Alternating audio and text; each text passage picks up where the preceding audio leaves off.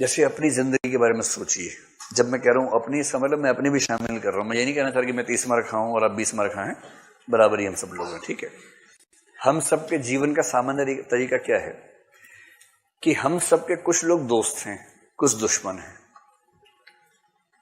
और दोस्त और दुश्मन स्थायी नहीं है। जो आज दोस्त है कल को दुश्मन हो सकता है, और जो परसों दुश्मन था आज पक्का दोस्त भी हो सकता है। और ऐसा जीवन में होता रहता है कि 4 दिन आप जिसके साथ इतने अच्छे दोस्त थे, उसके बिना खाना नहीं खाते थे, आज अगर मिल जाए उसे खाने में जहर मिला दें आप, क्योंकि ऐसा संबंध बिगड़ चुका आपका उसके साथ। और पहले खराब था, अब दोस्ती हो गई किसी से, ये भी होता ही है।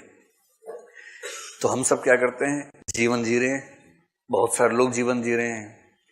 कुछ के साथ हमारा मन मेल खाता है, कुछ के साथ नहीं खाता है, और बाकी हमारे लिए नॉन एग्जिस्टेंट है, उनसे हमें फर्क ही नहीं पड़ता। कोई है तो है, हमें क्या फर्क पड़ेगा।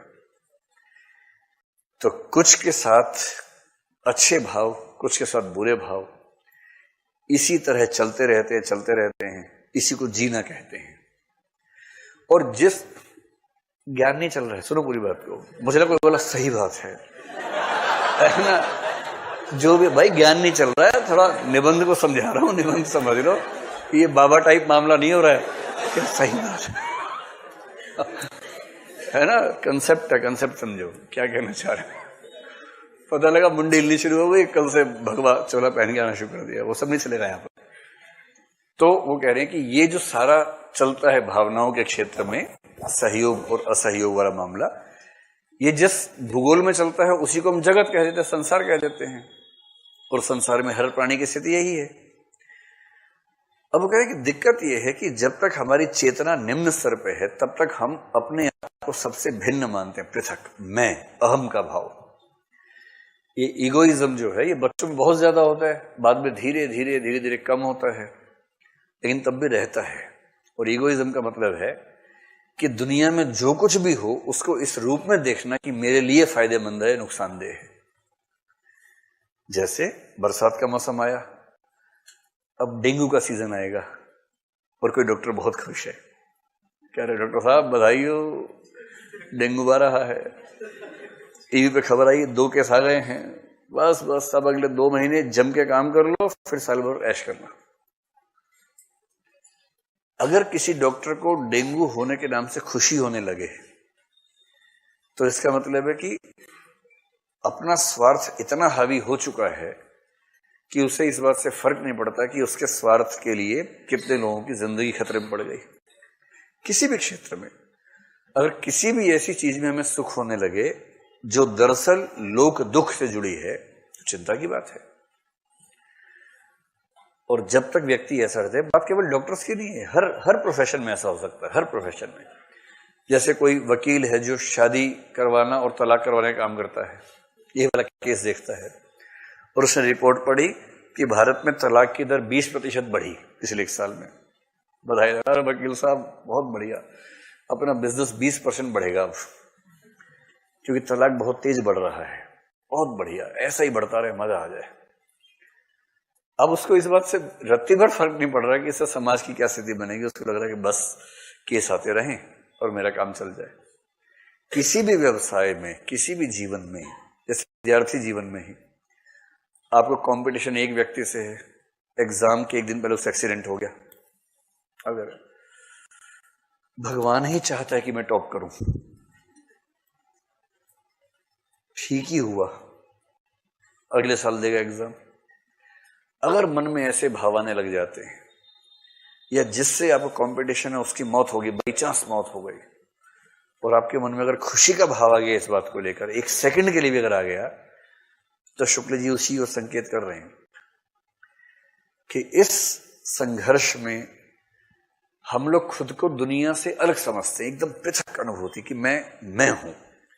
और इस पूरी दुनिया की हर घटना की व्याख्या मैं इस हिसाब से करूंगा कि मेरे फायदे में है या मेरे नुकसान में है। ये जो है ये क्षुद्र स्थिति है, बद्धावस्था है, बंधन की अवस्था है।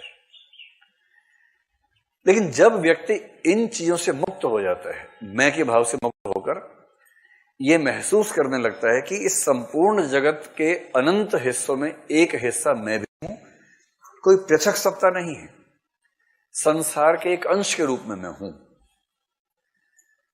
तब उसके मन में ये स्वार्थ भावना खत्म होने लगती है और अपने स्वार्थ से इस तरह की मुक्ति, इसको बोलते हैं मुक्तावस्था, मुक्त हो जाना। तो मुक्ति दरअसल किस चीज से मुक्ति है? अपने स्वार्थ। दोस्तों, एक छोटी सी बात कहनी थी। सॉरी आपको डिस्टर्ब करने के लिए, पर मुझे लगता है ये आपके लिए काफी यूजफुल होगा। अगर आपको अपनी नॉलेज और माइंडसेट दोनों ग्रो करने हैं तो एक बार जरूर चेक करो मेरा दूसरा channel learn while you sleep. बस मेरे चैनल के नाम पे क्लिक करो, आपको वहां ये ऑडियो बुक चैनल मिल जाएगा। वहां हम दुनिया के महान लोगों की जिंदगी का सार शेयर करते हैं। उन्हीं की लिखी बेस्ट बुक्स हमने आपके लिए ऑडियो फॉर्म में लाए हैं।